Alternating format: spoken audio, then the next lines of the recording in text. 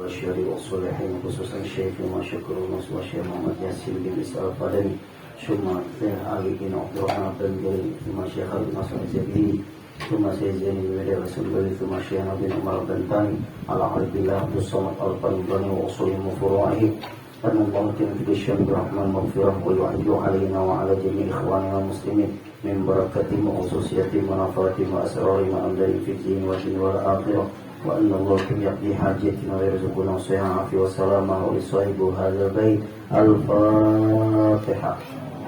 أعوذ بالله من الشيطان الرجيم بسم الله الرحمن الرحيم الحمد لله رب العالمين الرحمن الرحيم مالك يوم الدين إياك نعبد وإياك نستعين اهدنا الصراط المستقيم صراط الذين أنعمت عليهم غير المغضوب عليهم ولا الضالين آمين. بسم الله الرحمن الرحيم الحمد لله رب العالمين والصلاة والسلام على أشرف الأنبياء والمرسلين سيدنا ومولانا محمد وعلى آله وصحبه وسلم أجمعين. Alhamdulillah, kita panjatkan syukur kepada Allah Subhanahu wa Ta'ala. Pada malam hari ini kita memulai pengajian di rumah Sahibul Bait ini. Mudah-mudahan perkumpulan kita ini menyebabkan kita berkumpul di surganya Allah. Amin ya rabbal alamin. Di ketika tuan rumah, kita cerita dulu ingin atau berniat ada pengajian Jasipin di rumah ulun kayak apa guru.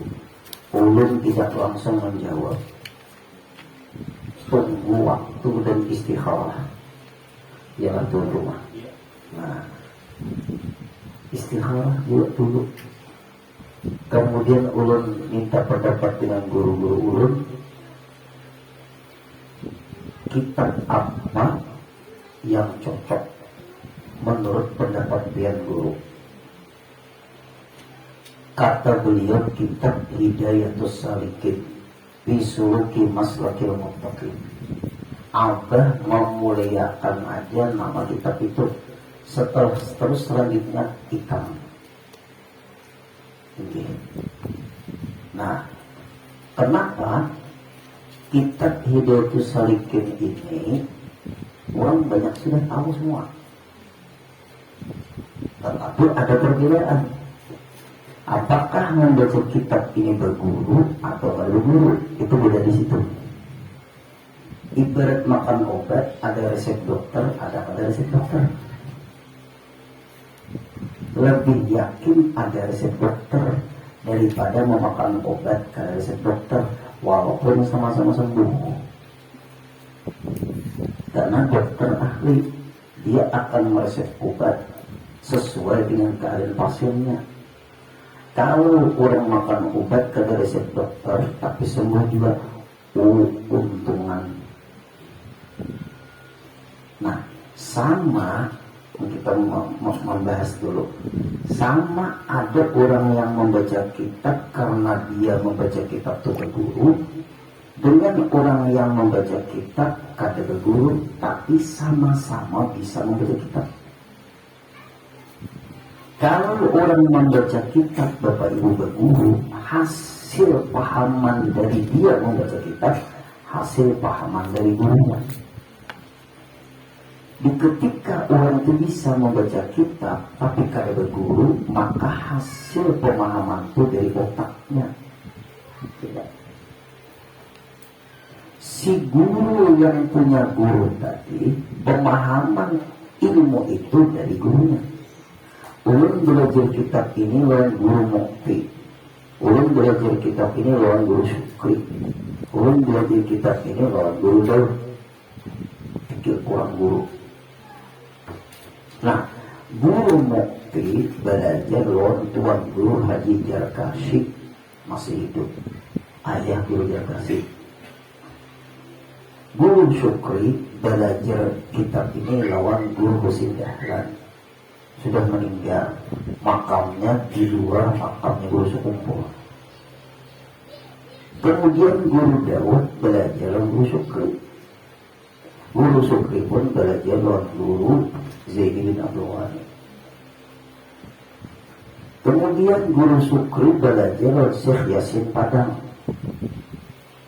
Guru Zainuddin Abdul Ghani belajar Syekh Yasin Padang.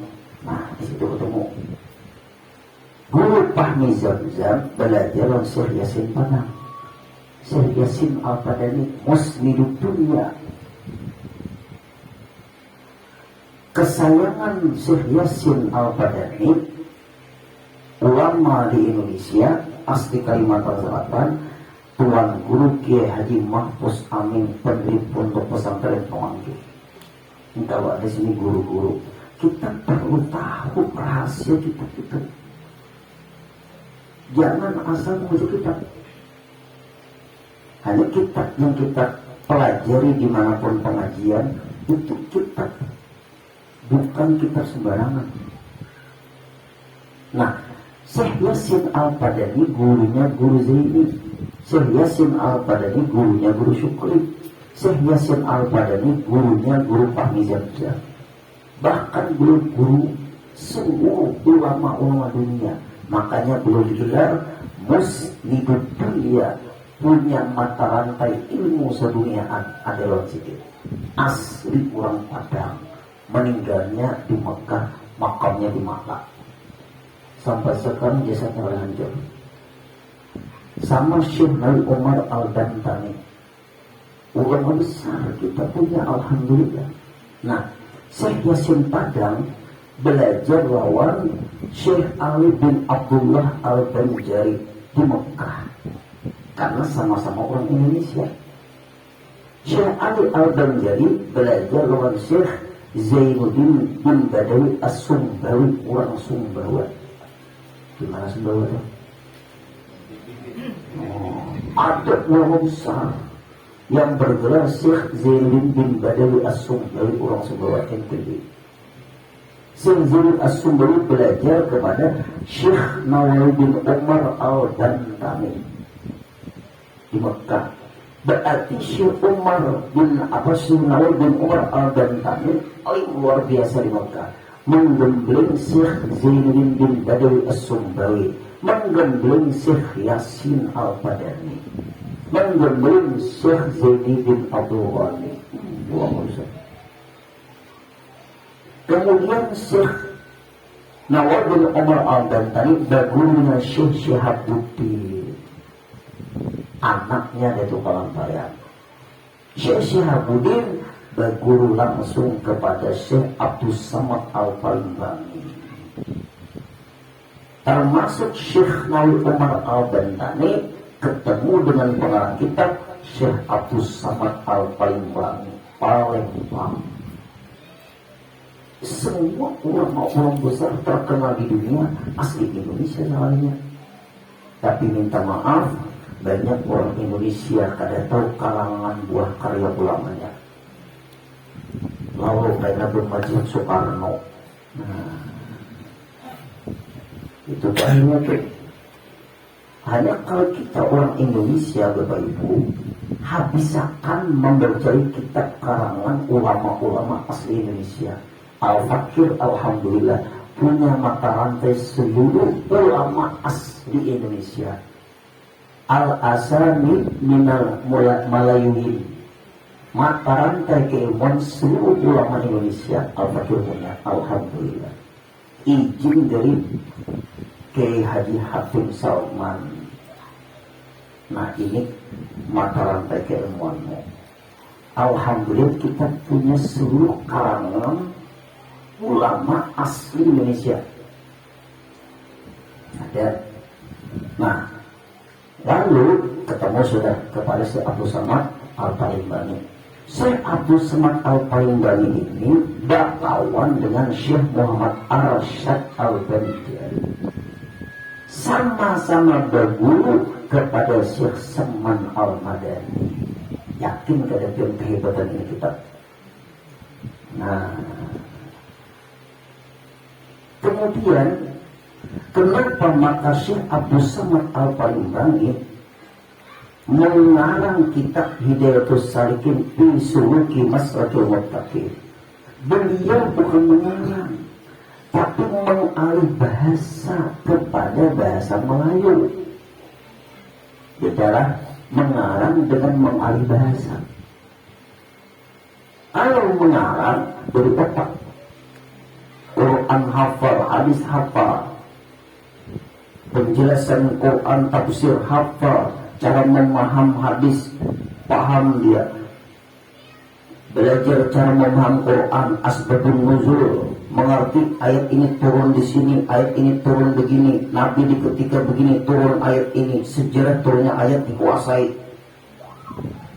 Ini hadis sahih, ini hadis hasan, ini hadis dhaif, ini hadis mu'an'an, ini hadis mu'dhal, ini hadis muttarab, ini hadis maudhu', ini hadis munqati'. Hafal nama semua hadis. Hadis sahih ada hasan, hadis sahih, sahih li ghairi, sahih li jati, ada hasan li ghairi, ada hasan li jati. Kenapa maka dinamakan hadis dhaif? Hadis itu lemah. Kenapa hadis itu dinamakan hadis munqati'? Hadis itu putus mata rantainya. Karena ada orang wahini mengaku muridnya di Tukalampayan, umurnya ada sampai seabad, sedangkan di Tukalampayan 2 abad sudah haulnya. Ada ini mengaku muridnya di Tukalampayan, tuh hadisnya putus, rel kereta apinya hilang. Nah itu namanya hadis munqati'. Nah kemudian Abdul Samad Al-Palimbani, Syekh Abdul Samad Palimbani ini ma'alih bahasa ke bahasa Melayu. Iya, kita ini bahasa Melayu, tulisannya kayak Arab, dibaca seperti Latin. Bahasa Melayu. Kemudian Tuan Guru Kiai Haji Fahmi Zamzam menjelaskan, memperbaiki cetakannya. Ada mungkin yang cetakan, nah itu betul. Nah itu hujur. Itu cetakan dahulu. Nah ini cetakan dahulu. Nah ini cetakan dahari. Nah lalu Guru Fahmi Zamzam membagusi cetakan. Cetakan ini baik juga, tapi dibaiki lagi. Mungkin ininya kata karas sedikit, ini kan lama ada berjilid ke dia orang. Nah itu tuh bedanya. Kayak guru sekumpul mencetak Al-Quran baik-baik, bukan berubah. Nah itu tuh nyaman orang-orang baca Quran di baris-barisnya direnggakan. Itu tuh Guru Fahmi Zamzam seperti itu. Kemudian Guru Fahmi Zamzam pun melatinkan kitab Hidayatus Salikin menjadi kitab itu Latin. Nah, mana nih ada kitab Latin? Nah, ini adalah Guru Fahmi Zamzam. Kitabnya Latin. Belum punya juga kitab ini. Antara Latin dan Melayu ada berbeda. Ini bahasanya bahasa Latin bujur ini, tapi Arabnya kada berubah, kada hilang. Nah ini kenapa? Mempermudah, mungkin orang kada bisa membaca bahasa Melayu. Bahasa Melayu itu tulisannya Arab, tapi bacaannya Latin. Salah memberisi bahasa Melayu berbahaya. Kalau bahasa Latin kada mungkin salah, kecuali kada sekolah SD. Nah mudah lagi kan. Ada bahasa Melayu dibacanya bahasa Arab, salah. Intaha itu bahasa Arab, dimaknai selesai. Sakanya terbacanya bahasa Melayu, sakanya intaha dibacanya ini tuhai. Nah, itu kalau kadang mengerti bahasa Melayu bisa salah baca. Dibacanya lillah. Sedangkan bahasa Melayu itu bahasa Melayu juga bukan dibaca lillah, itu sebenarnya lelah. Sama tulisan, beda bacaan. Lillah bukan lillah ini lelah, lelah itu uyuh. Kalau lillah karena Allah. Nah itu tuh hati-hati membaca bahasa Melayu ini. Kada sembarangan. Walaupun pengajian kita ini berpegang buku Latin bagus, berpegang buku Melayu bagus, tapi pinang lain Melayu tak gunakan yang berpegang itu. Lapinnya, nah, lengkap. Ada lagi Bapak Ibu. Udah orang membaca, guru Udin, ini bacaannya kembangkah, kumbangkah, kambingkah. Tulisannya sama, tinggal memberisinya lagi. Tulisannya sama. Kalau diberisi kambing bujur, diberisi kumbang bujur, diberisi kembang bujur juga. Berarti guru dan bujur ketiganya baris tuh. Bujur, tapi lihat di kalimat setelahnya atau kalimat sebelumnya. Itu menentukan baris ini. Nah, itu bahasa Melayu. Apabila dipapan, pasti barisnya kumbang. Kumbang dipapan. Kalau disiram, kumbang. Kalau disembelih, nah, alim dia cerita sama Melayu. Nah, itu cara. Itu Bapak Ibu ada rumusnya. Nah, lalu Tuan Guru Syekh Abdul Samad Al-Palembani membahasakan, memerali bahasa kepada bahasa Melayu. Guru Fahmi Zamzam mengalih bahasa kepada bahasa Latin. Sumber asal dari kitab Hidayatul Salikin ini adalah kitab Bidayatul Hidayah. Ini asalnya. Bidayatul Hidayah ini berbahasa Arab. Itu Hidayah. Karangan siapa? Karangan Imamul Ghazali. Supaya dia tahu ngapain kita membaca kitab. Mau kita kada tahu kehebatan pengarangnya. Dia akan semangat belajar lebih baik. Kitab kita ini kitab bukan sembarang kitab. Imamul Ghazali mengarang kitab, nama kitabnya Bidayatul Hidayah. Apa Bidayatul Hidayah? Permulaan jalan kepada hidayah. Berarti kita akan mempelajari jalan-jalan petunjuk dari Allah. Supaya kita yang hadir jangan bingung di perjalanan menuju hidup di dunia ini sampai akhirat. Mudah-mudahan. Amin. Karena akan bingung ya. Dan kitab Bidayatul Hidayah ini dipuji oleh ulama terkenal. Karangan Imam Ghazali ini. Karangan Imam Ghazali yang terkenal kitab Ihya Ulumuddin. Kitab Ihya Ulumuddin. Nah, mungkin karena kitab Ihya Ulumuddin itu guru-guru sudah guru suki memadahi pengajian mungkin di Pondok 4 malam Senin. Apabila tamat kitab itu pindah ke kitab Ihya Ulumuddin, tapi nakai adalah lapinnya Abu berisi nyaman orang kampung karena dimulai lapin. Kitabnya 10 jilid lapinnya, berarti baca kitab itu sejilid fotokopi, sejilid fotokopi. Ada kitabnya. Itu di Pondok 4. Nah, kitab Bidayatul Hidayah ini adalah karangan Imamul Ghazali. Imamul Ghazali bergelar Hujjatul Islam, argumentasinya umat Islam dunia. Ahli Imam Ghazali semua ilmu Hujjatul Islam itu tahu dia. Bahasa kita ini kalau berdebat dengan Imam Ghazali kalah semua. Karena sidin ati hujjah itu argumen. Kalau hendak berdebat dengan Imam Ghazali siap-siap kalah. Hujjatul Islam gelar Imam Ghazali.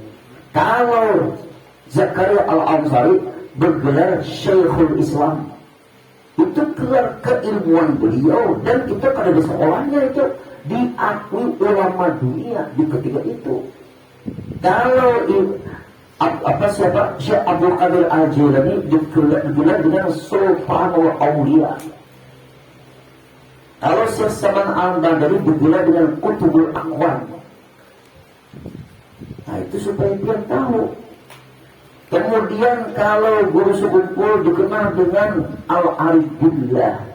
Kalau kita ini cukup Arif Sapupudullah. Nah ini supaya kita tetap ulama-ulama besar bukan sembarangan Pak Ibu.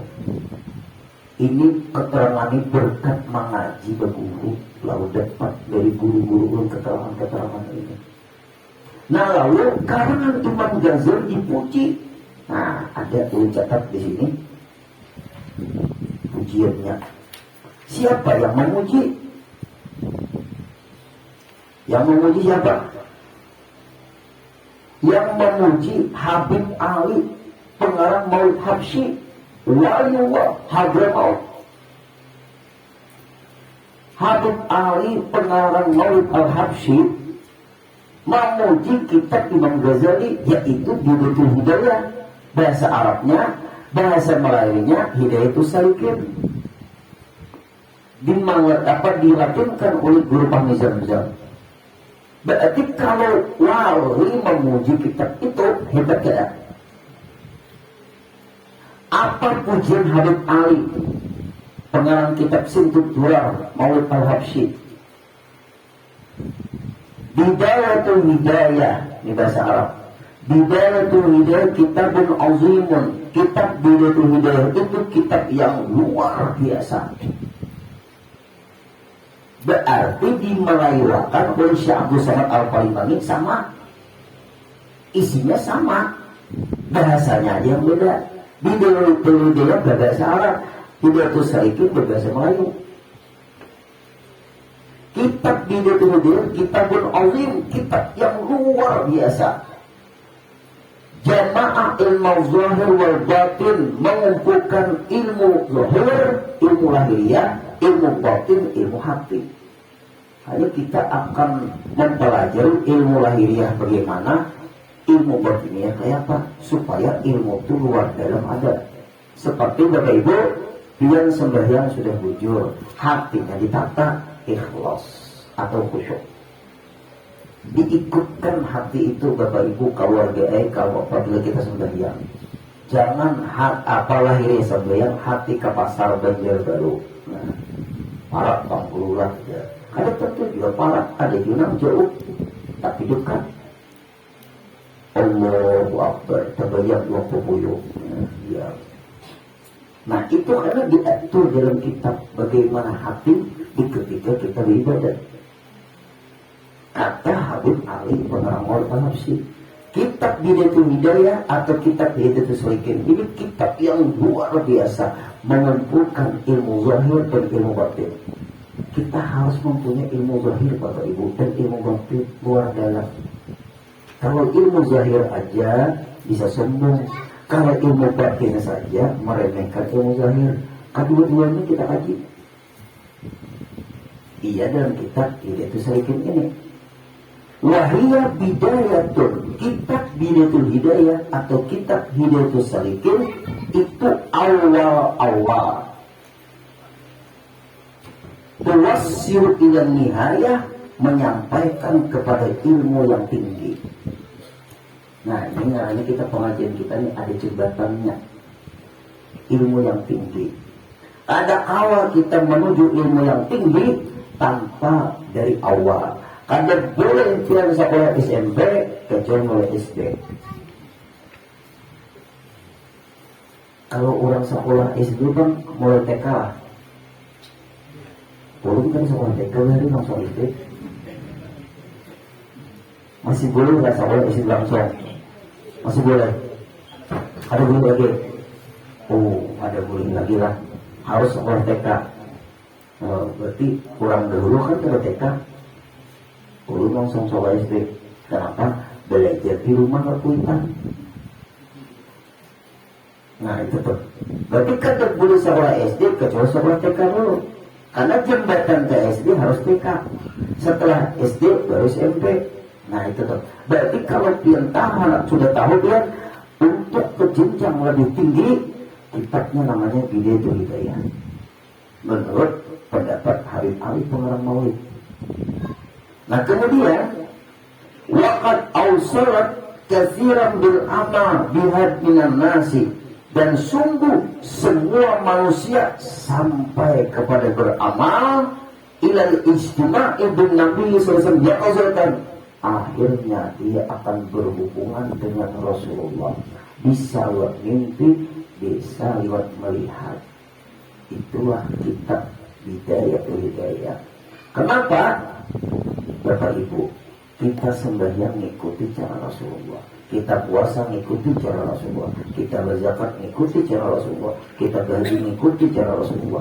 Semuanya itu akan didapat kalau kita mau membaca kitab Hidayatus Salikin. Kata Habib Ali pengarang kitab, karena aku diberi Allah cara itu lewat kitab Hidayatus Salikin. Inilah kitabnya kitab Hidayatus Salikin. Jelaskan sudah? Nah, mata rantai kitab Hidayatus Salikin ini dari Guru Ulun, Guru Sukri, kemudian Guru Fahmi Zamzam, Syekh Yasin Padang, Habib Ali bin Abdullah Al-Banjari, Syekh Ali bin Abdullah Al-Banjari, Syekh Zainuddin dari As-Sumbawi, Syekh Nawi Umar Al-Gantani, sampai kepada pengarang kitab Syekh Abdul Samad paling langit. 7 orang dari Guru Ulun ke pengarang kitab. Nah, kalau mata rantai keilmuan sampai kepada Imam Ghazali, Ulun banyak. Ulun mengambil seluruh karangan Imam Ghazali ini dari Guru Sukri dari Guru Zaini 2. Guru Zaini kepada Syekh Amin Qutbi kepada Abdul Hakatani dari Nasrullah bin Abdul Qadir. Nasrullah belajar kepada Syekh Muhammad Husain Al-Qutbi 6. Kemudian Syekh Muhammad Husain Qutbi belajar lawan Muhammad Al-Amir Kabir 7. Muhammad Amir Kabir belajar dengan Muhammad Hibni 8. Muhammad Hibni belajar dengan Abi Hamid 9. Muhammad Hamid belajar dengan Mula Ibrahim 10. Mula Ibrahim belajar dengan Muhammad Syarif 11. Muhammad Syarif belajar dengan Faqih Ali bin Muhammad Al-Hukmi 12. Faqih Muhammad Al-Hukmi belajar Syekh Muhammad Al-Makki 13. Kemudian Muhammad Al-Makki belajar Syekh Jalil Asyuti 14. Jalil Asyuti belajar dengan As-Salih bin Sirat berapa? 15. Salih bin Sirat belajar dengan Abu Ishaq At-Tanuhi 16. Abu Ishaq At-Tanuhi belajar dengan Syekh Taqi Sulaim bin Hamzah 17. Taqi Sulaim bin Hamzah belajar dengan Umar bin Karam At-Tainuri 14. Karam Ammar bin Abdul Qadainuri belajar dengan Abi Hafiz Abdul Khalid Al-Baghdadi 19. Sampai kepada Imam Ghazali 20. Ada boleh membaca kitab kalian punya mata rantai. Tamat belajar kitab Imam Ghazali tahun 1421 Hijriah.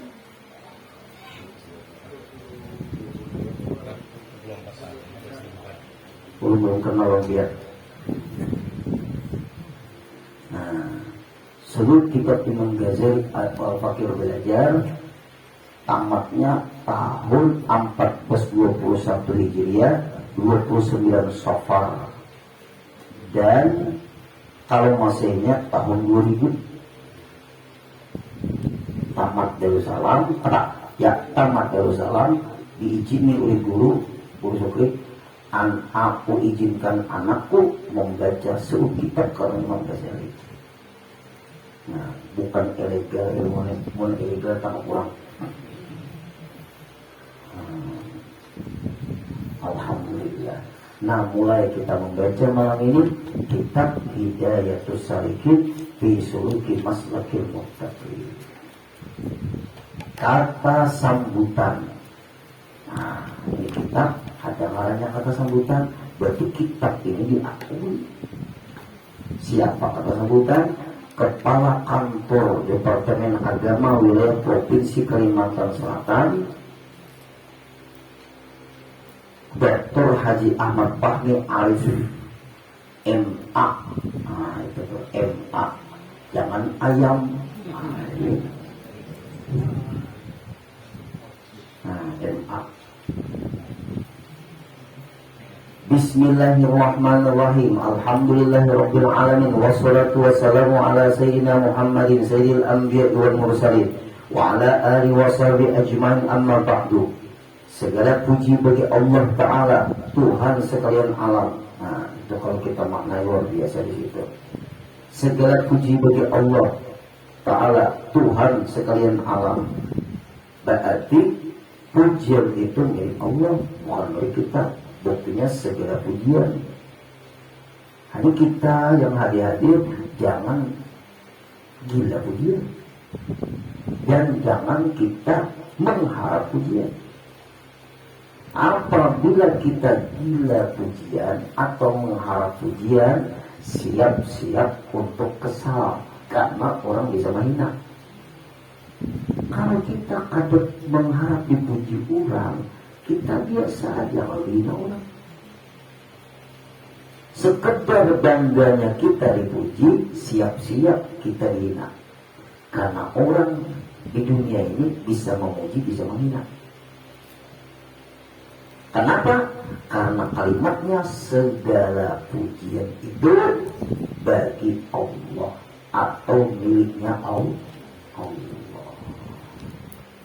Iya, jadi ulun ketinggalan ke Haji Saleh, malah pada itu bakal teh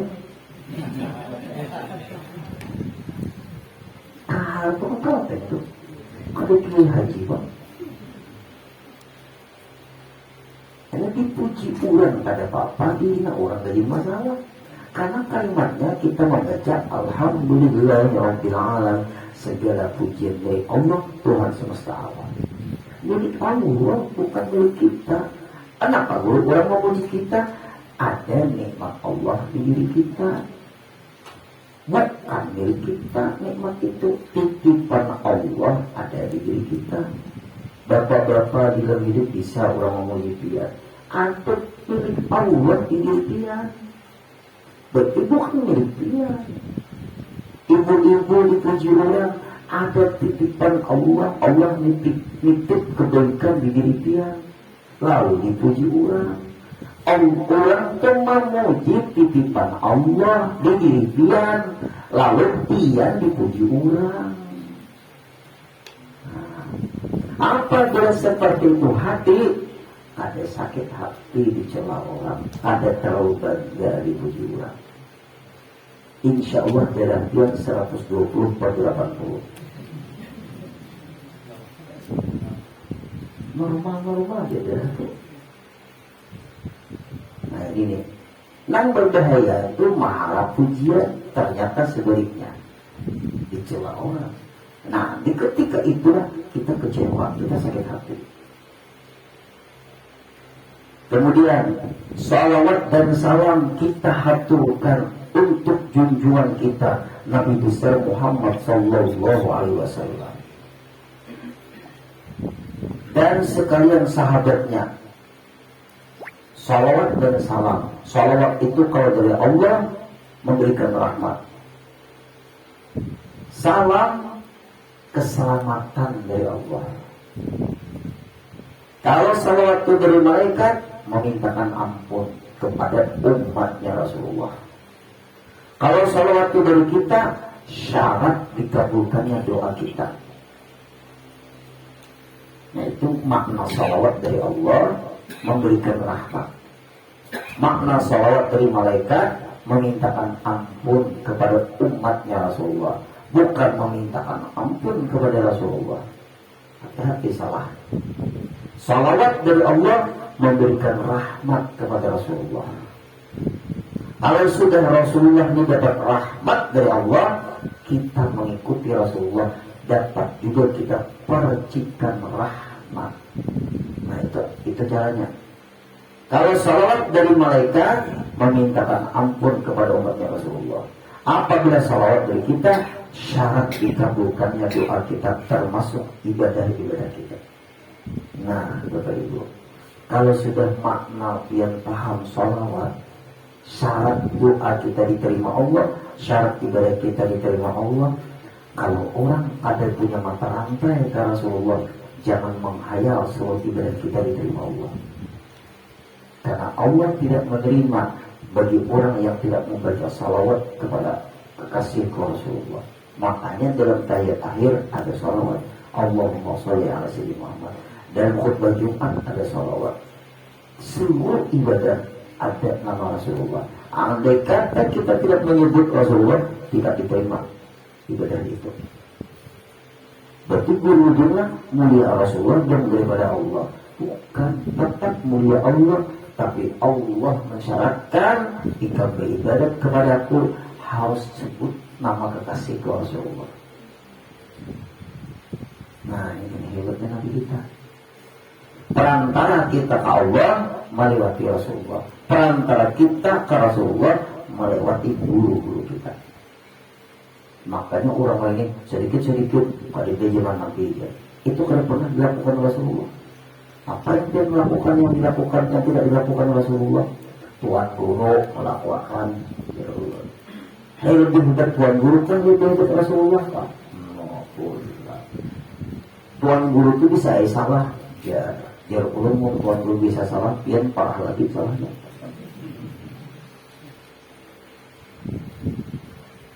Yang menyuruh mengikuti tuan guru itu siapa? Rasulullah. Ittabi'ul ulama. Ikutilah para ulama. Fa'inna ma'indallahi kurama. Karena para ulama itu dimuliakan Allah. Innama yakhshallaha bil Qur'an. Al-ulama hanya saja orang yang takut kepada Allah itu ulama. Ulama yang bujur-bujur, ulama yang disebut ulama yang bukan ulama su, bukan ulama jahat. Nah, ini penting kita. Dan sekalian sahabatnya. Nah, betul itu kalimat sekalian sahabatnya. Sahabat di sini yang bertemu dengan Rasulullah dan beriman dengan Rasulullah. Sahabat namanya. Bertemu dengan Rasulullah, beriman dengan Rasulullah, namanya sahabat. Abu Jahal, Abu Lahab bertemu dengan Rasulullah, tapi kada masuk ke sahabat. Kenapa? Ini akan beriman. Dia pertama menawar sahabat Rasulullah itu Abu Jahal. Awas kepada itu. Salah panggil. Karena Abu Jahal memusuhi, walaupun ketemu, tapi kada dimasukkan kepada sahabat. Abu Bakar, Sayyidina Abu Bakar sahabat, Sayyidina Umar sahabat, Sayyidina Utsman sahabat, Sayyidina Ali sahabat, Bilal bin Rabah sahabat. Nah, itu banyak sahabat Rasulullah. Nah, di sini keluarga. Nah, keluarga. Jangan mengutak-ngatik zuriat habaib kalau mati soal khatimah. Hati-hati kita. Keluarga Nabi. Siapa keluarga Nabi? Orang yang punya keturunan dari Rasulullah. Para habaib itu, Bapak Ibu, tercatat nama orang sampai ke Rasulullah. Tercatat.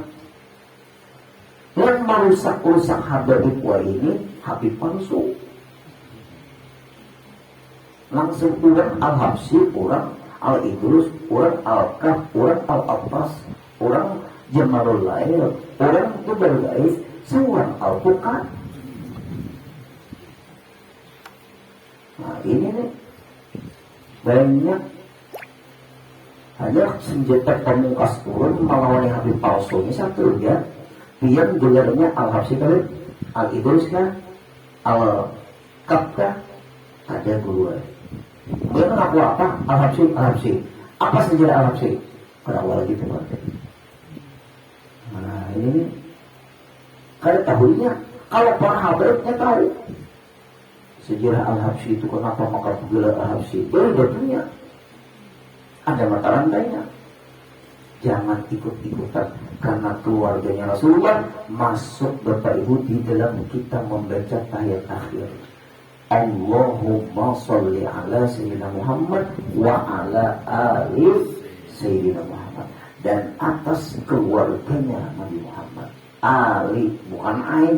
Kalau wa ala ali itu sayyidina Ali. Wa ala ali sayyidina Muhammad. Ali al itu adalah keluarganya Nabi Muhammad. Seluruh zuriatnya Rasulullah masuk di dalam kalimat wa ala ali sayyidina Muhammad. Jangan buruk sangka kita lawan habaib. Kalau habaib itu tadi cocok kelakuannya menurut pandangan agama Islam, jangan diikuti. Kelakuannya jangan dimusuhi. Selama kita diikuti jangan, dimusuhi jangan. Karena dia juga Rasulullah. Kalau yang kawan meluruskan Habib yang salah tadi, Rasulullah senang. Nah, berbahayanya mendukung kesalahan Habib tadi. Jangan. Jadi Rasulullah, andai kata Fatimah Zahra anak mencuri, aku potong langsung tangannya. Ini la umi, apa namanya? Aku lakata tu ya daki, aku potong tanganmu oleh Fatimah Zahra. Andai kata kamu mencuri. Rasulullah menyuruh sembahyang Fatimah, sholli Fatimah, wa'mal beramal hai Fatimah. Puasa kamu Fatimah. Ayahmu Rasulullah, batuni la umi anki min awal syai'ah. Ayahmu tidak sanggup membela kamu di dalam masyarakat. Artinya Rasulullah mengajarkan hukum kepada anak. Kadang kala hukum Tuhan bukan habis bebas. Kami kan sudah dijamin Rasul masuk surga. Jangan ikuti kata-kata Habib itu. Anak Rasulullah aja, sembahyang kamu, puasa kamu, beramal kamu, ayahmu Rasulullah tidak sanggup membelamu di padang mahsyar. Kira-kira mungkin kayak apa ya? Tenang anak gue, abah ada aja. Begitu. Hati-hati ya. Habaib yang melemahkan hukum Allah yang diikuti. Karena Rasulullah mengajarkan kepadanya, Fatimah, ba'amal ikamu oleh Fatimah. Ayahmu gak sanggup membela kamu di padang mahsyar. Ini pengajaran Rasulullah kepada anak beliau supaya tetap hukum itu tegak, bukan sistemnya kekeluargaan. Dan kita masuk di sini Bapak Ibu. Kita masukkan di sini dan pengikutnya hingga akhir zaman. Orang yang mengikuti para habaib yang alim-alim.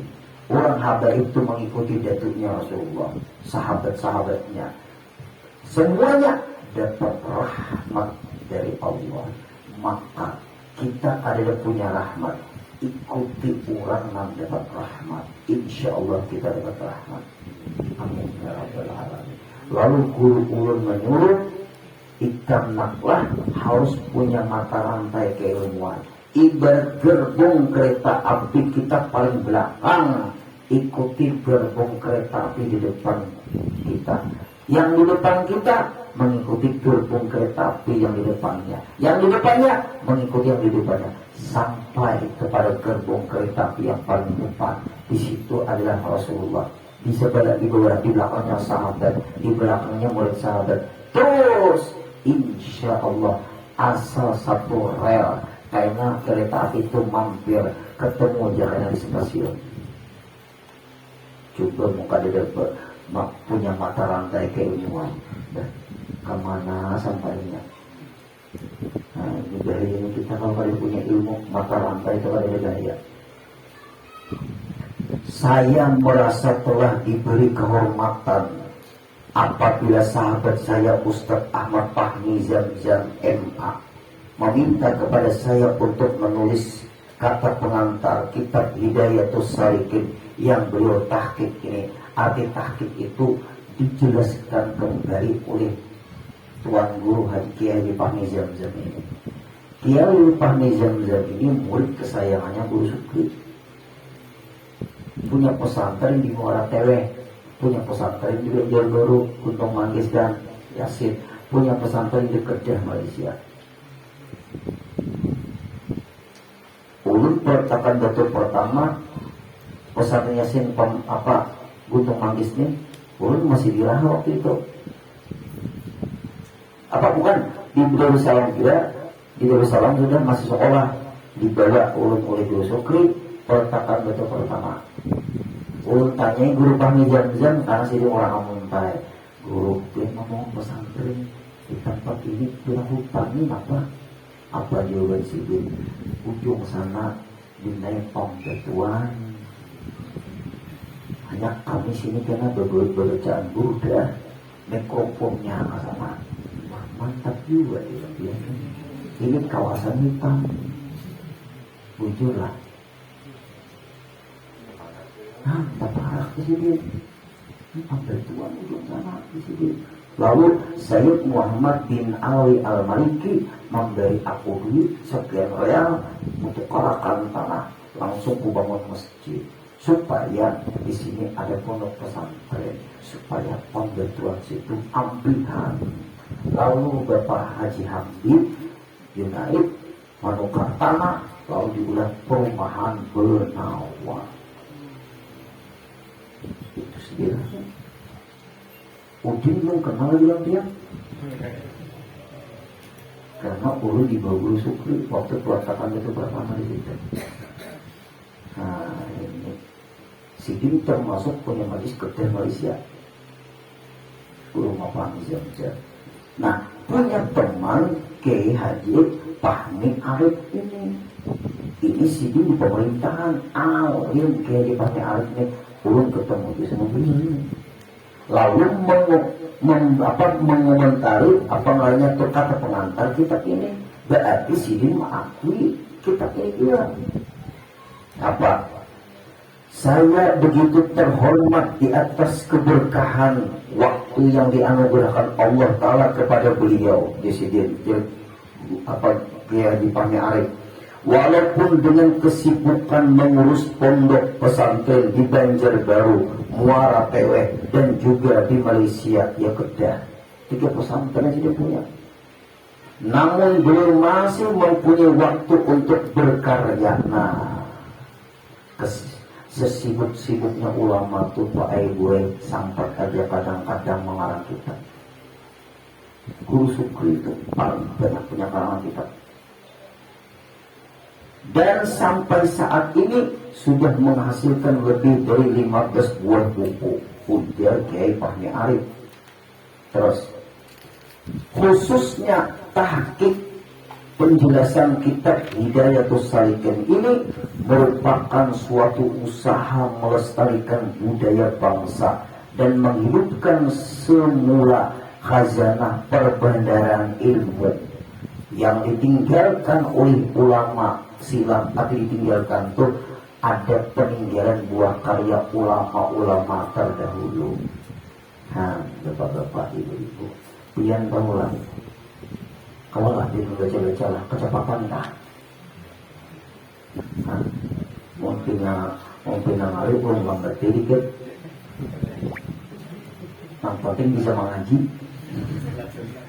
Biarlah ada apa-apa biar kita karancakan bisa. Guru ini juga kawan baca kitab betul juga dari. Nah, awal sih kenapa peninggalan ulama-ulama silam, ulama-ulama bahari. Lalu bapak-bapak, ibu-ibu, kitab ulama bahari itu tahu pasti ulama kita tuh alim-alim. Hajar wani makanan kitab pun belum awal.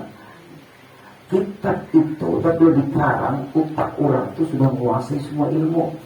Kalau orang jadi mahasiswa-mahasiswi nang di wisuda itu namanya ada skripsi lah. Skripsi itu bukan karangan, itu ambilan dari sini, dari buku ini, buku ini, buku ini, buku ini, buku ini, lalu berjudul. Bukan karangan, itu namanya kumpulan, mengumpulkan. Apabila ada menyambat, mengarang, Ustaz. Namanya mengarang dari otak. Kalau orang ilmu itu mengarang. Tapi kalau mengambil dari sini, bukan mengarang, menyusun. Hati-hatilah kata-katanya. Nah ini hati-hati, menyusun. Yaitu siapa pemilik kitab itu? Syekh Abdul Samad Al-Palimbangi, yang sezaman dengan tokoh silam kita di Kalimantan ini, yaitu Syekh Muhammad Arsyad Al-Banjari. Kitab ini sebenarnya tidak asing lagi di daerah kita, Pulau Kalimantan ini. banyak tuan guru yang mengajarkannya di masjid-masjid. Nah, ya kalau Kalimantan Selatan kayak asing lagi. Di surau-surau dan di majelis-majelis taklim. Di surau itu bisa di musola tuh, atau di daerah kayak kita kayak pendopo itu masuk. Maka kehadiran kitab ini dalam bentuk yang telah ditahqiq, dijelaskan lagi, sangat bermanfaat bagi mereka yang memperdalami dan mempelajarinya. Semoga Allah mencucuri para ulama kita akan rahmatnya yang luas, dan semoga kitab ini bermanfaat bagi kita kaum muslimin dan muslimat di dunia dan di akhirat. Amin ya rabbal alamin. Tuh amin tulisannya, jangan kabul. Apa udah kawanian sedang hidup kabul tuh lain amin. Amin tuh hebat. Nah, guru ini kemana? Tuh tulisnya amin. Nah, hati-hati mau berubah, bahaya. Amin itu ada dalam surah Fatihah. Amin. Ayo, abur. Jadi surah sebagian kira-kira. Wa sallallahu ala sayyidina Muhammadin khatimil anbiya wal mursalin wa ala alihi wa sahbihi ajma'in walhamdulillahi rabbil alamin. Wassalam. Profesor Dr. Haji Ahmad Fahmi Arif MA, Kepala Kantor Departemen Agama Wilayah Provinsi Kalimantan Selatan, 24 Muharram 1428 Hijriah, 12 Februari 2007 Masehi. Kemudian kata sambutan Syekh Muhammad Syukri Unus Al-Banjari Hafizahullah Ta'ala. Nah, kita baca terus dulu. Ini masih kata pengantar. Nah, lalu bapak-bapak, ibu-ibu, ulun ada debat baik-baik membahas kitab Simpanan Berharga karangan Mahmud Hasil Kepuas. Kitab Simpanan Berharga itu ada bertentangan dengan perbandingan yang ulun cari dari kitab lain. Lalu ulun tanyakan, kitab Simpanan Berharga ini dari kita karangan Tuan Guru Mahmud Hasil ini ambilan sini dari mana? Kenapa guru itu jadi beban toko kitab Sapinatun Najah Martapura? Ini ada nih isinya nih bertentangan. Nah, hadang dulu guru dinaik, aku telepon murid sidin. Nah, karena murid sidin minta jualan ke toko kitab. Silahkan. Sini HP-nya. Ya. Assalamualaikum. Waalaikumsalam warahmatullahi wabarakatuh. Sampai muridnya Guru Mahmud Hasil kan inggih. Aku mengkritik kitab gurumu. Kenapa? Karena ada kesalahan halaman anu. Alasannya apa? Karena bertentangan dengan referensi yang aku punya. Pertanyaanku, tanyakan kepada gurumu, dari mana ambilan karangan gurumu itu referensinya atau daftar kepustakaannya. Itu dia. Dari mana gurumu menyusun kitab ini, minta daftar kepustakaannya. Ya, daftar kepustakaannya itu kan harus ada tuh kalau kita mau mengusir kan. Nah, satu. Yang kedua, kitab gurumu ini yang mengakui kebenaran kitab gurumu siapa? Sekalinya teleponnya gurunya. Saya sering teleponnya, lalu dia telepon ulang. Saya Pak, jawaban gurumu. Dia beranilah dan berdebat lawan guru. Berdebat tidak usah masalah berani aja. Ayo ulun langsung. Tapi guru ulun masih sibuk Pak. Kata bapak, kapan ulun bisa ketemu guru lewat telepon kan? Sampai sekarang jawabannya belum ada. Pertanyaannya dua aja. Kitab Sarantang Saruntung ini karangan Mahmud Hasil, Guru Mahmud Hasil, banyak bertentangan dengan kitab-kitab ulun yang ada mirip dengan kata-kata dalam kitab ini, tapi ada bertentangan. Pertanyaannya, gurumu mengambil karangan ini referensinya dari mana? Daftar ke pustakannya minta. Sebelum kita kritik bagi isi kitab ini, banyak kesalahan. Masalah Nur Muhammad, masalah kebatinan. Satu. Yang kedua, kitab karangan gurumu ini mengakui siapa kebenaran isinya. Tadi kan kitab ini kan yang dijelaskan oleh kitab Nizam-Zam ini diakui oleh profesor siapa tadi? Pak Me'alif. Kemudian ini kata sambutan dari Guru Sukri. Berarti Guru Sukri mengakui juga apa yang dijelaskan oleh Guru Pak Nizam-Zam. Nah, ini kualitas suatu kitab itu penting. Hanya Bapak Ibu biar jangan asal membaca buku. Lihati pengarangnya siapa, mazhabnya mazhab apa mazhab Hanafi bujur, mazhab Maliki bujur, mazhab Syafi'i, Imam Syafi'i bujur, Imam Hambali bujur. Hati-hati Imam Samudra. Mau lagu enak. Nah, ini ada cara. Nah, kayak apa pendapat Guru Sukri tentang apa yang dijelaskan oleh Guru Pak Nizam-Zam lewat kitab Hidayatus Salikin ini. Bismillahirrahmanirrahim. Jadi beliau, alhamdulillahilladzi waffaqa man aradahu minal muallifin. Wassalatu wassalamu ala sayyidina Muhammadin sayyidil anbiya'i wal mursalin wa sayyidil muallimin wa ala alihi wa sahbihi wa tabi'ina lahum bid-da'wati wa nasriddin amma ba'du.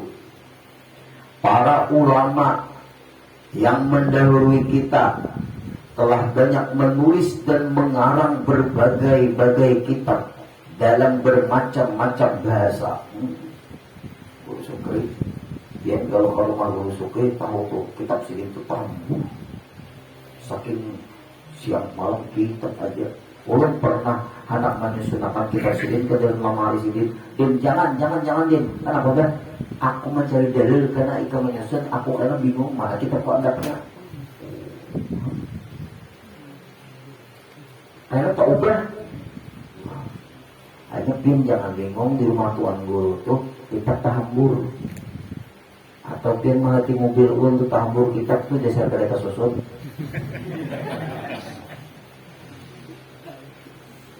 Mun kitab tuh rapi disusun dasar kereta dibaca itu. Dia sudah. Atau rapi disusun dijual. Nah itu kitab-kitab. Termasuklah ulama kita di Nusantara. Nah kenapa maka di Nusantara? Guru Sukri ada di Indonesia. Karena kebanyakannya ulama itu dari Kalimantan Selatan.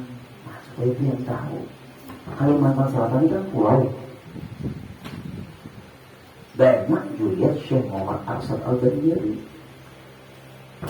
asli Kalimantan. Tanyain yang di Kaltim, ulama dari di Kaltim itu takutnya dia sakanya orang Kalimantan Selatan.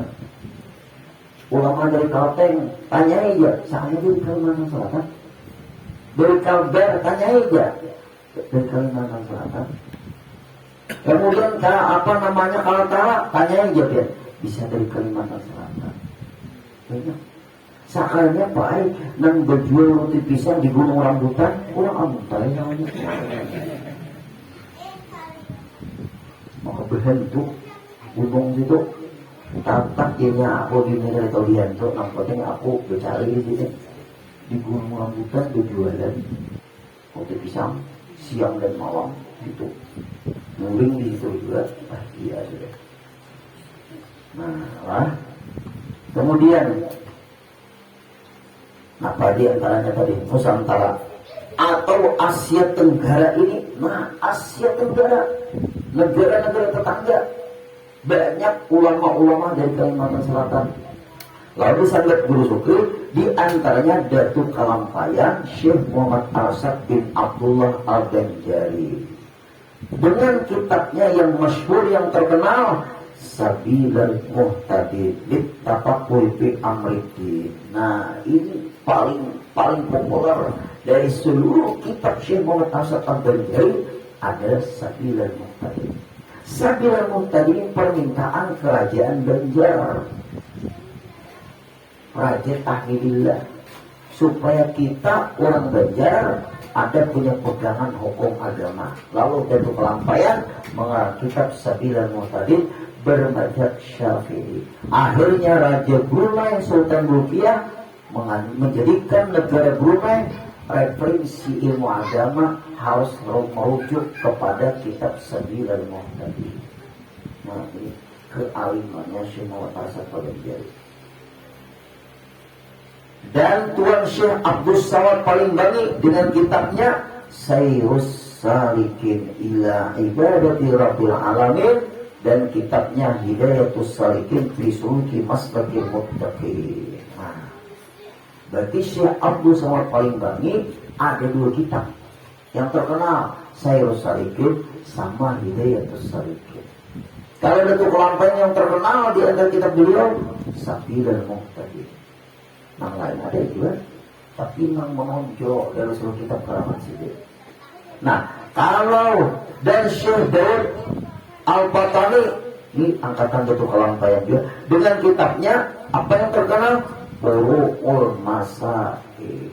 Ulun punya kitab ini. Suatu saat dibaca di pengajian-pengajian ulun, isinya tanya jawab fikih. Kalau dia membaca kitab itu, insya Allah ahli fikih.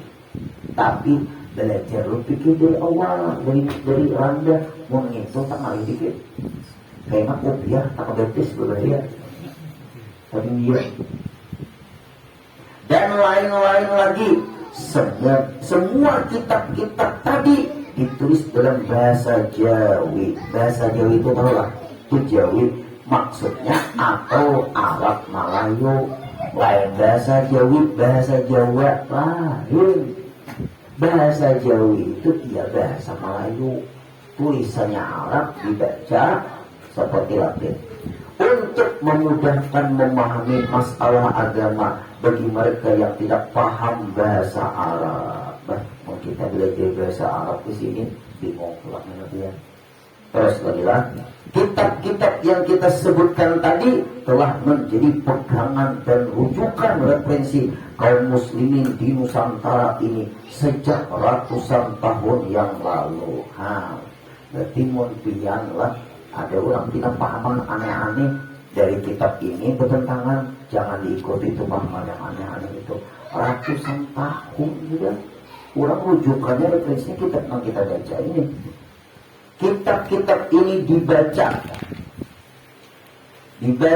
dan dipelajari di pondok-pondok pesantren dan di majelis-majelis taklim karena kandungannya yang sangat bermanfaat dan bahasanya yang sangat baik.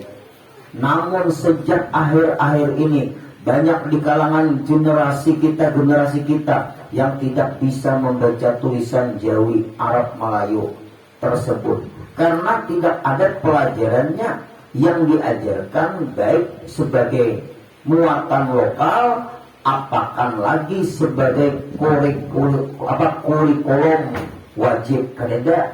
Lagi pula bahasa Jawi atau Arab Melayu itu telah berkembang seperti bahasa-bahasa lain yang berkembang. Nah, coba biarlah ulun ke Jawa, tukarlah sariki bubulannya, ada kawan ditukar lagi.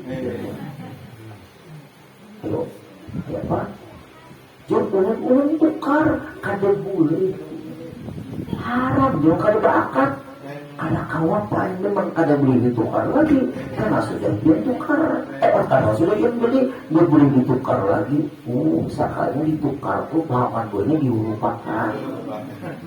Nah, berarti kalau kita ke Jawa kadang kawal bahasa kita tukar bisa saya beli ya atau terima kasih ya. Bahasa lain.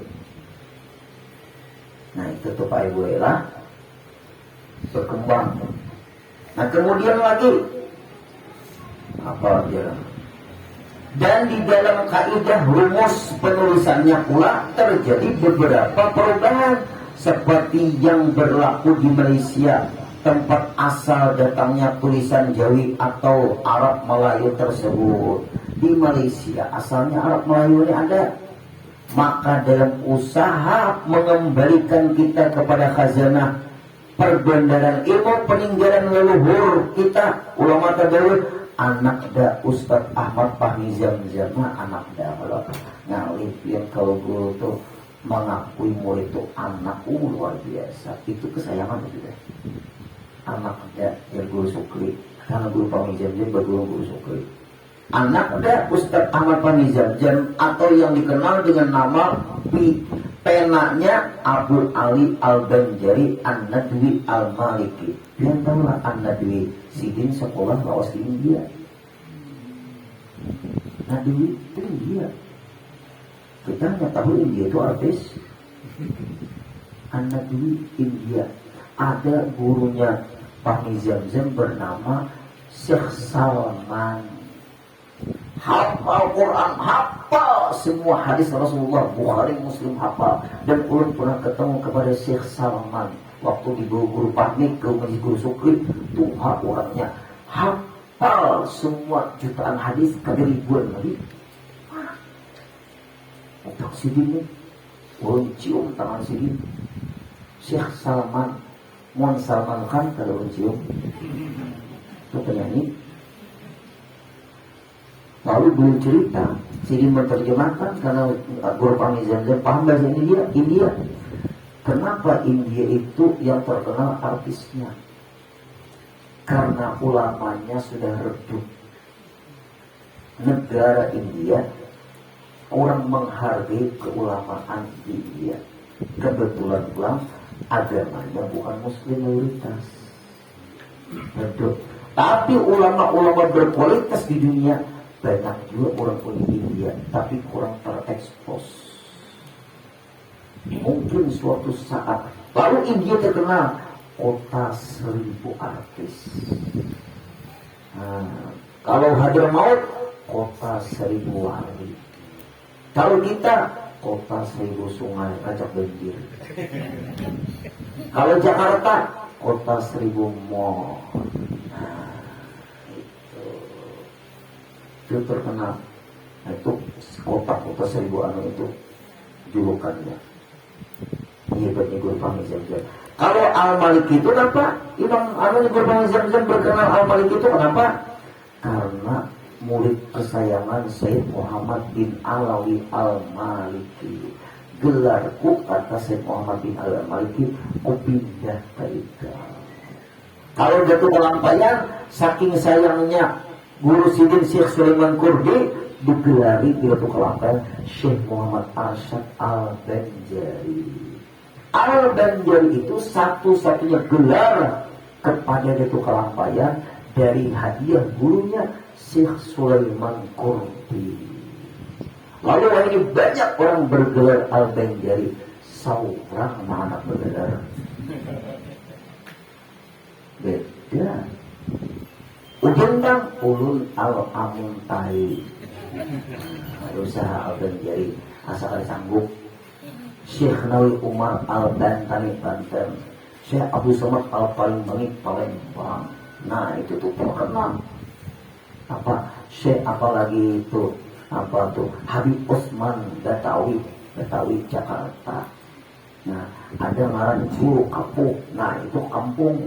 Guru Lok Bangkai, itu daerah Lok Bangkai. Guru Danau, Danau. Guru darat adalah, guru sungai belum. Guru laut belum. Nah, itu tuh guru Danau ada, guru laut belum lagi. Nah itu gelar-gelar itu memperlukan orang. Jangan kita belajar seorang, karena bingung. Nah ini hebatnya guru Fahmi Zamzam lah. Hafizahullahu ta'ala ya Guru Sukri telah mencari pendekatan supaya kita dapat mengambil semua manfaat dari warisan ulama silam itu. Beliau telah berusaha menerbitkan kitab Sairus Salikin dan Hidayatus Salikin dalam cetakan baru yang ditahqiq, yang dijelaskan dan ditaklid. Ada kayaknya catatan kaki. Iya, jadi kita tuh kayak apa catatan kaki itu apa namanya tuh? Nabi bawah itu halus aja. Catatan kaki namanya. Ada di sini lagi halus di bawah. Kalau kuliah tuh apa tuh? Catatan kaki.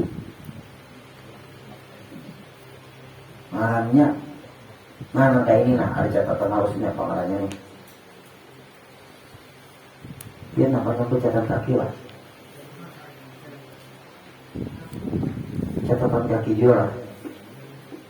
Coba ulun melihat latihan bidangnya. Nah itu nah. Nah, ada harus di catatan lah. Buka buku anu halaman sano ya. Ngeplok main lah. Kata kunci kan? Bahasa kuliahan apa nih? Kata kunci lah. Karena ada apa catatan-catatan di luarnya itu catatan halus. Kata kunci itu.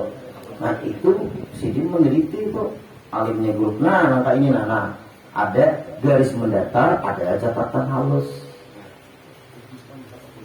kutipan kata-kata kunci. Iya, Sidin, si Abdul Somad paling bangi hadis ini dari mana nih? Diteliti, di dalam kitab Bukhari dijelaskan oleh guru pahnya jam. Nah itu kata kunci kealiman Sidin.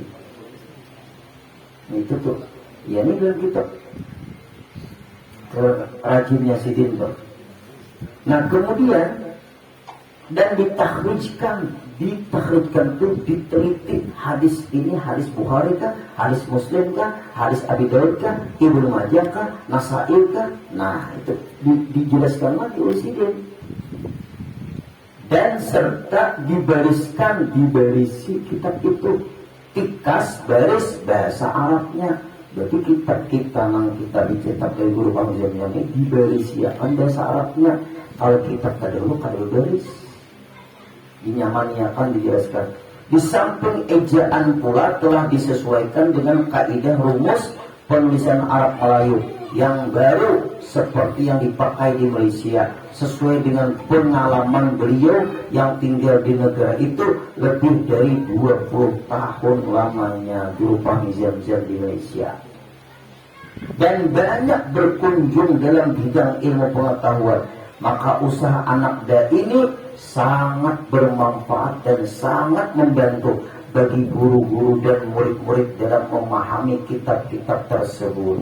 Saya merasa gembira, Pak Guruan, dikit tadilah ujian guru Sukri. Saya merasa gembira dan bersyukur kehadirat Allah Ta'ala yang telah memudahkan kita semua untuk kembali menghayati kitab-kitab ulama kita yang silam, yang mereka sangat banyak berjasa dalam perkembangan agama pada masa yang telah lalu. Khususnya, nah ini perlu biang garis bawahi di sini. Khususnya kitab Hidayatus Salikin ini yang merupakan kitab tasawuf yang dipakai serta diamalkan oleh orang yang mubtadi, garis bawahi mubtadi, orang yang baru belajar ilmu. Isinya ada tasawuf, isinya ada fikih, isinya ada tauhid, lengkap. Tapi dikenal nang banyak tasawuf. Tasawufnya tingkatan nang orang mulai belajar. Mubtadi itu nang baru belajar. Setelah belajar kitab Hidayatus Salikin dan merupakan jembatan bagi kitab-kitab yang di atasnya, tinggi lagi ada kitabnya seperti kitab Sayrus Salikin bagi orang yang mutawassit, bagi orang yang sudah di pertengahan. Berarti jangan membaca kitab Sayrus Salikin belum membaca kitab Hidayatus Salikin. Nah ini berbahaya juga. Maaflah, seorang guru itu harus mengetahui kemampuan para pendengar atau menuntut ilmu. Kalau kita menyampaikan ilmu yang tinggi, nang mendengar itu bingung. Cari pun kita kitab nang orang mudah mencerna, itu dulu. Guru Sukri akhirnya Hidayatus Salikin ini jadi kitab jembatan menuju kitab yang agak tinggi. Arti agak tinggi itu ya mutawassit. Mutawassit itu pertengahan. Ibarat sekolah itu sebelum kuliah SMA. Hidayatus Salikin itu kitab orang sekolah SD meningkat ke SMP. Nah, untuk ke SMA kitabnya apa? Sayur Salikin. Ibaratnya gitu. Dan kitab Hikam Ibnu Athaillah As-Sakandari bagi golongan yang muntahi tingkatan tinggi, ibarat obat tuh dosis tinggi. Mau kamu dosis rendah dulu. Obat itu dokter pun kadang mau jual langsung dosis tinggi. Bisa efeknya ke jantung lain ada ya. Dokter aja kadang mau kalau langsung dosis tinggi. Obat ini dulu. Dan atau langsung ke dosis menengah kalau ke tinggi. Ulun ingat bapak-bapak, ibu-ibu berhari laos sudah. Kolesterol tinggi, ulun gak tahu. Untungnya ulun kada jantung tidak apa-apa, ulun kada bisa beruku. Lalu 400 ulun tinggi ya. Terkejut dokter. Asalnya simpas tape, gak sanggup. Dimakani sidin obat Mudalin.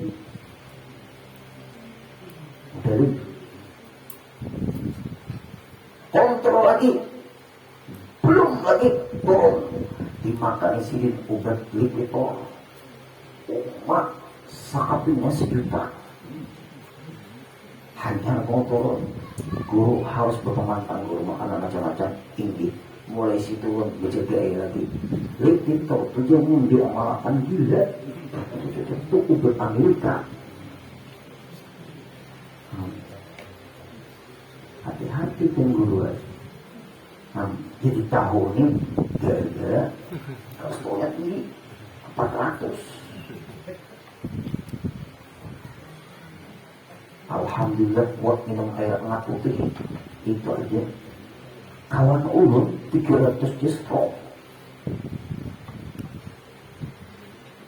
Ulun kebetulan alhamdulillah jantung dia kuat guru. Alhamdulillah. Hanya berjaga lagi. Nah, tingkatan rendah kan pas tak kolesterol. Di tengahnya Mudalin, ke atasnya Lipitor. Ini prinsip dokter semuanya Lipitor nih.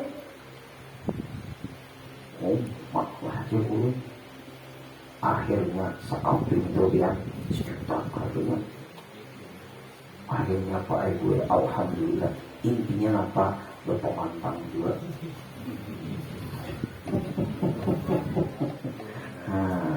Berpemantang juga intinya. Alhamdulillah. Nah itu penting. Nah sama kita tuh Bapak Ibu, jangan langsung tingkatan tinggi, langsung belajar Nur Muhammad. Kurang belajar dulu Muhammad Nur. Ketinggian. Kayaknya dulu pikirnya kayak apa? Tahu tasawufnya gimana? Nah itu hati-hati. Makanya Guru Sukri ada tingkatan-tingkatannya. Semoga Allah mencucuri para ulama kita dengan rahmatnya yang luas. Dan semoga usaha anak dan Ahmad Fahmi Zamzam ini diterima di sisi Allah. Ini Guru Sukri lupa di sisi kada papa kurang alim.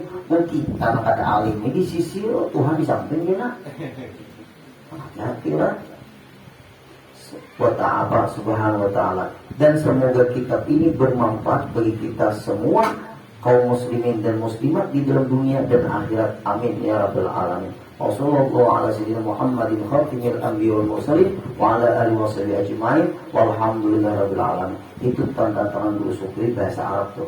Al-Had Muwasyukri Ghus Al-Banjari, pengasuh Majlis Taklim Sabil Anwar, Antas Nasenor Ilir, Martapura, Kalimantan Selatan, 29 Zulkaadah 1427 Hijriah atau 20 Desember 2006 Masehi.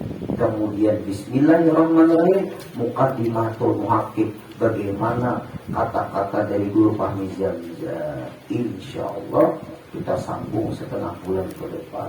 Nah kita baca ini pengakuan para ulama kehebatan kitab Hidayatus Salikin. Kitab Sarantang Saruntung yang pun kritik itu sampai sekarang tidak ada dibuatkan. Nah itu penting kita. Nah mudah-mudahan pengajian kita dimulai pada malam hari ini